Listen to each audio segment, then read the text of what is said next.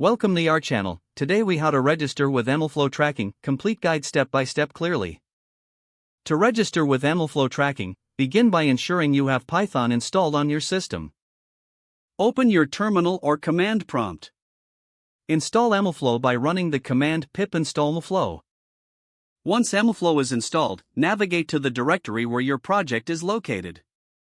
Set up a new MLflow Tracking server by using the command MLflow server. By default, it will start on port 5000. You can access the MLflow UI by opening a web browser and entering http://localhost 5000. To log your experiments, import MLflow into your Python script.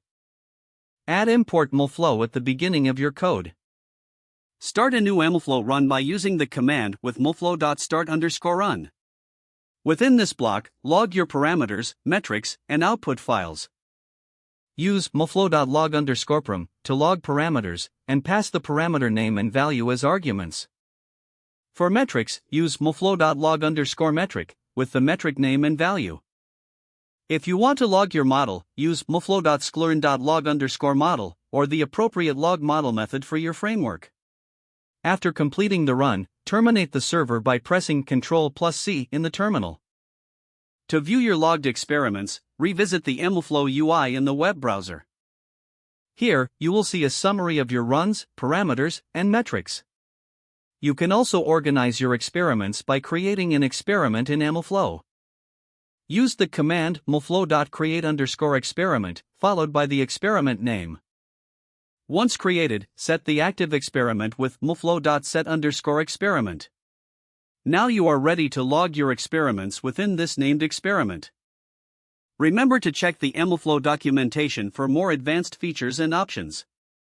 This completes your guide to registering with MLflow Tracking. If the page does not load, refresh the browser or try again in a private or incognito window. Make sure you are using the correct email address, then retype it carefully to avoid small typos. If your password is not accepted, use the reset option and create a new strong password. You can check your spam folder for verification or security emails, then complete any requested confirmation steps. Enable two-factor authentication if available to improve account security and reduce unauthorized access risk.